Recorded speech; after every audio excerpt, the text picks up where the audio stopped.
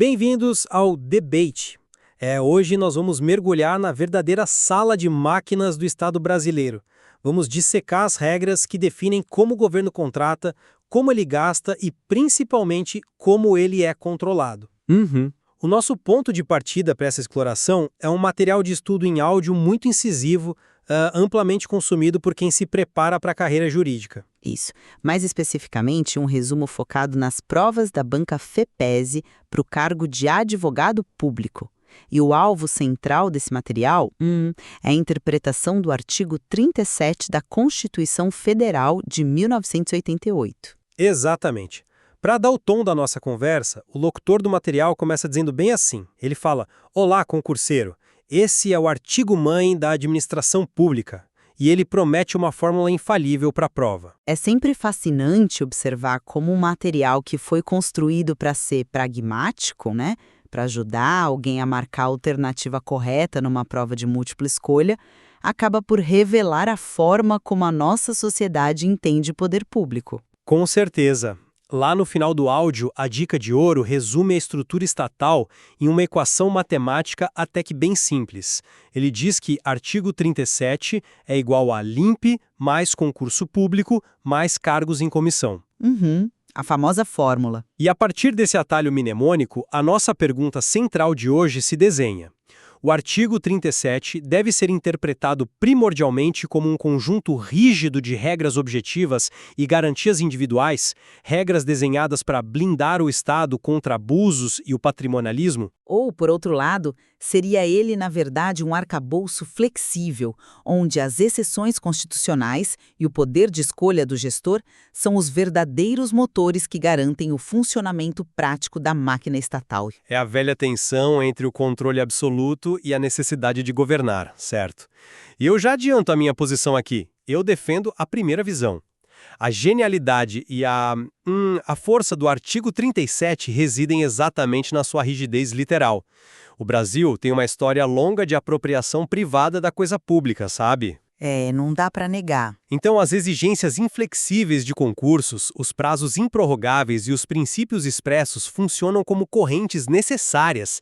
Eles limitam o poder do Estado, garantem direitos ao cidadão comum e asseguram que o mérito e não a amizade com o governante dite quem opera a máquina.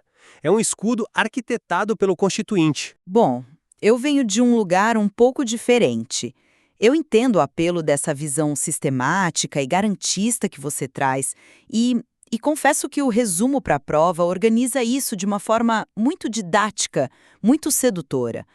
Mas veja bem, eu não compro essa tese de que o modelo seja fechado e puramente matemático. Como assim? Reduzir o funcionamento do Estado a uma equação de cursinho ignora a complexidade gritante da realidade administrativa.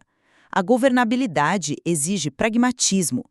As tais exceções mencionadas no texto, como os cargos de livre nomeação, somadas à interpretação das cortes superiores, não são meros desvios de rota.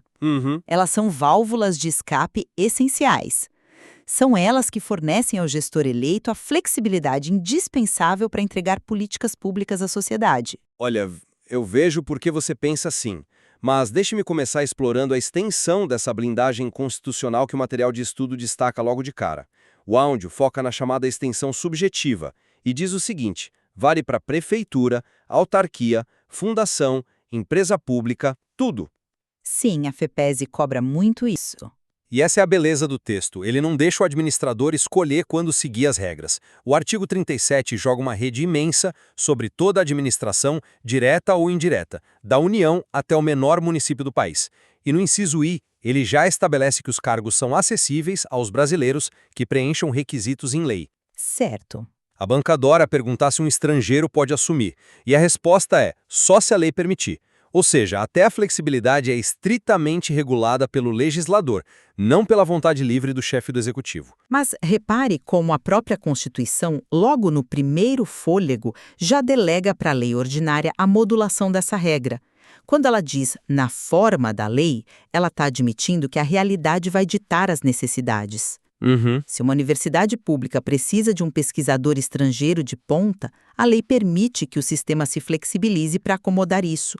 A regra parece uma parede de concreto, mas na verdade ela está cheia de portas. Portas com fechaduras muito bem controladas pelo legislativo, né? Mas vamos ao coração da regra, que o material da FEPASE crava como o inciso mais importante para os concursos, que é o inciso 2. A Constituição dita que a investidura em cargo depende de aprovação prévia em concurso público. A regra de ouro. Exato. A locução depende de não é um conselho amigável. O Constituinte desenhou um sistema previsível onde a competição isonômica elimina a arbitrariedade. Se formos olhar para a história recente, antes de 88, o que reinava era o favoritismo, o apadrinhamento. O concurso público é a expressão máxima da impessoalidade na prática. É um argumento inegável do ponto de vista histórico, e eu concordo plenamente que o concurso público é o pilar da democratização do acesso ao Estado. Ninguém quer voltar ao tempo onde prefeitos efetivavam aliados de véspera. Mas a minha questão aqui não é negar a regra. Então seria o quê? É questionar a idolatria e a rigidez dela. O problema de ler o inciso 2º como um dogma absoluto é que a máquina trava. Você cria um corpo funcional que é tecnicamente capaz, mas que pode se tornar totalmente refratário a qualquer mudança de rumo decidida nas urnas. Não estou convencido de que seguir a lei seja travar a máquina. Essa estabilidade é exatamente o que chamamos de segurança institucional. Mas vamos aprofundar essa visão garantista olhando para os incisos 3 e 4. Os incisos sobre os prazos. Isso, eles regulam a validade dos concursos e a prioridade de convocação. O nosso material-fonte explica aos candidatos uma regra simples: o prazo de validade é de até 2 anos, prorrogável uma vez. E aí ele faz uma pergunta clássica da banca: aprovado dentro do prazo tem direito subjetivo à nomeação? A resposta festejada pelo locutor é um sonoro sim. E é aí que começam os problemas do mundo real. Mas deixe-me apenas formular o tamanho dessa proteção antes. Para quem nos ouve não familiarizado com o jargão, direito subjetivo significa, em termos simples, que a vaga é sua por direito. O Estado não está te fazendo um favor. Se o edital previu 10 vagas e você passou em primeiro, o Estado fez um contrato com você. Além disso, se abrir um novo concurso, o candidato antigo tem prioridade absoluta. Isso prova que a literalidade da norma foi escrita para amarrar as mãos do Estado. O prefeito não pode simplesmente dizer: agora não é mais conveniente nomear você, vou contratar terceirizados. A quebra dessa regra objetiva é uma violação frontal à confiança do cidadão. Essa leitura soa fantástica na teoria. Mas vamos desembolar esse direito subjetivo à luz da prática. É aqui que eu reforço que o Estado não pode operar apenas pela lente do candidato que quer a vaga. Ele tem que operar pela lente de quem paga os impostos. O Supremo Tribunal Federal percebeu que essa rigidez estava estrangulando os municípios e estados. É por isso que nós temos o célebre tema 784 do STF. Certo, o tema que afeta a matemática dos cursinhos. Exatamente. O material da prova foca no candidato aprovado dentro das vagas. E ok, o direito dele é mais pacífico. Mas a grande massa de litígios envolve os excedentes ou vagas que surgem depois. O STF pacificou que, para esses casos, não existe nomeação automática só porque a cadeira ficou vazia ou porque um novo edital saiu. O candidato precisa provar o que a corte chamou de preterição arbitrária e imotivada. E vamos traduzir isso. Preterição arbitrária seria o Estado pular o seu nome na lista de aprovados e colocar o amigo do chefe no lugar, ou inventar uma contratação temporária ilegal para fazer a mesma função que você. Perfeito, ou seja, a conta probatória é invertida. O candidato tem que provar o desvio de finalidade. E por que o STF decidiu assim, frustrando o sonho de milhares de concurseiros? Porque a Corte Suprema reconhece que a administração precisa manter sob seu comando a conveniência e oportunidade gerencial. Pense num governador que assume um estado falido, de repente a arrecadação despenca 20%, ele vai ser obrigado a nomear 100 fiscais só porque eles estão no cadastro de reserva do concurso anterior, comprometendo o orçamento que deveria ir para comprar remédios. O direito do candidato não pode ser uma âncora que afunda o navio do Estado. A flexibilidade da gestão financeira inevitavelmente supera a rigidez cega do passei, logo assumo. Esse é um ponto interessante, mas a linha entre realidade fiscal e fisiologismo é muito tênue no Brasil.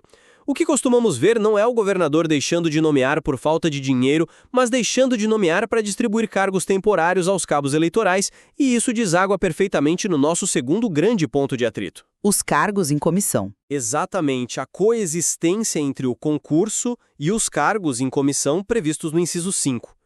O resumo em áudio da FEPESE, que estamos usando como bússola, diz: FEPESE ama esse inciso. Eles perguntam: concurso é regra? Sim. Cargo em comissão é exceção? Sim, mas só os declarados em lei. Exceção por todos os lados. O áudio alerta que as funções de confiança são exercidas exclusivamente por servidores ocupantes de cargo efetivo. Não dá para trazer alguém da rua para exercer função de confiança. E os cargos em comissão, embora abertos a pessoas sem concurso, destinam-se apenas às atribuições de direção, chefia e assessoramento. Sim, a lei delimita as funções. A Constituição foi cirúrgica. Você não pode contratar um analista ou um assistente de rotina por cargo em comissão. E o Supremo reforçou essa barreira com a súmula vinculante número 13, que baniu o nepotismo. A Corte disse que a impessoalidade é tão forte que nem no cargo de livre nomeação você pode colocar o seu filho ou a sua esposa. É a rigidez limitando o arbítrio. É um argumento excelente, e a súmula 13 foi, sem dúvida, um avanço republicano essencial.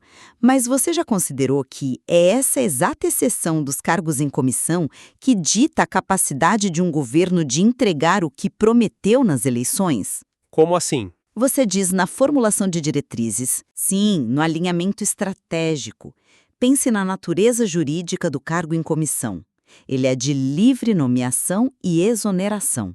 O que chamamos no direito de exoneração ad nutum.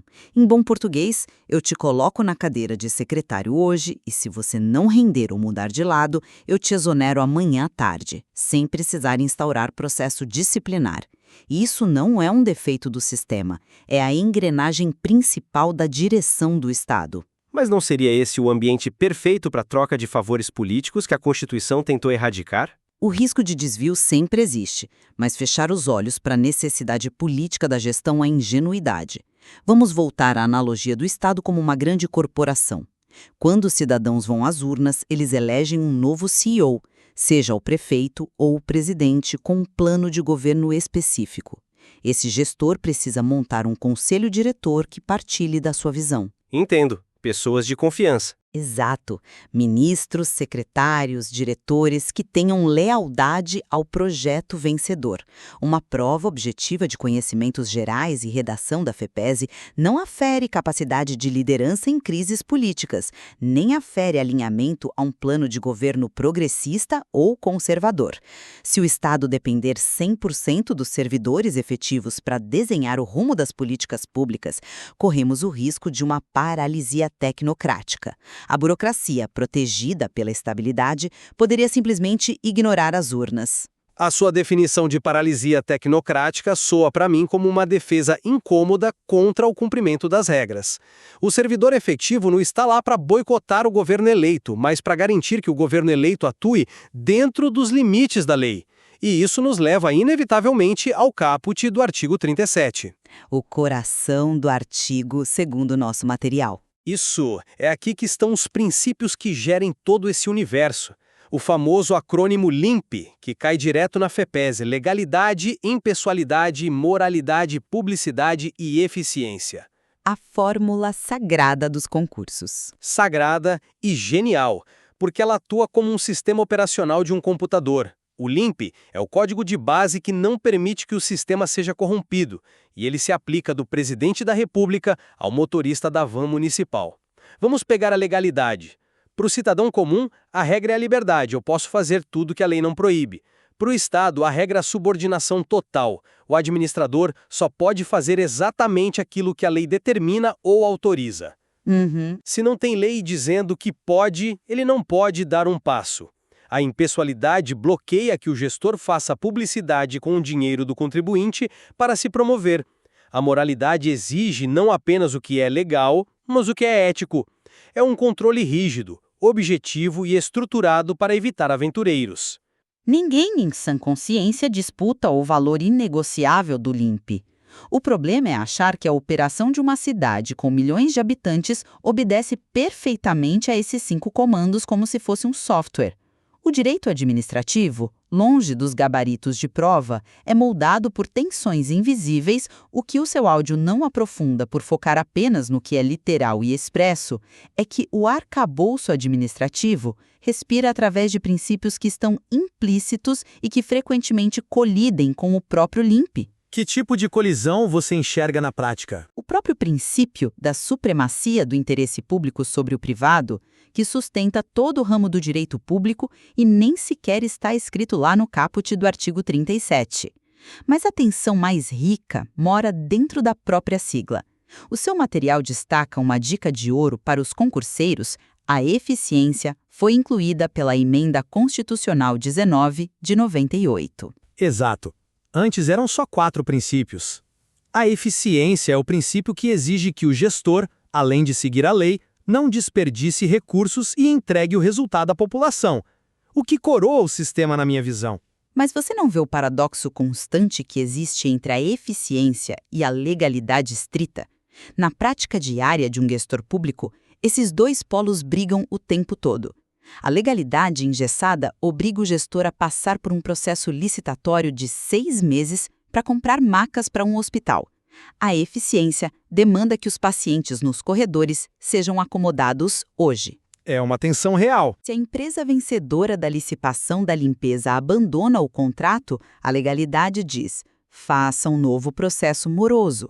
A eficiência e o princípio implícito da continuidade do serviço público gritam: o hospital não pode parar um único dia, contrate alguém emergencialmente. O manual de provas constrói caixinhas perfeitas onde os princípios coexistem pacificamente. Mas o Estado real não é feito de caixas perfeitas. Ele exige que o gestor flexibilize regras estritas em nome de proteger vidas e lidar com o inesperado. Eu entendo a urgência desses cenários que você desenha. E claro que o gestor lida com o imponderável. Mas ao consolidar a minha posição nesta análise, eu volto ao histórico e à essência do texto. Quando o direito começa a aceitar a narrativa de que as regras devem ser dobradas em nome da urgência ou do interesse público, nós abrimos a porta do cofre para que maus gestores usem essa mesma desculpa para ignorar licitações, favorecer aliados e burlar a fila do concurso público.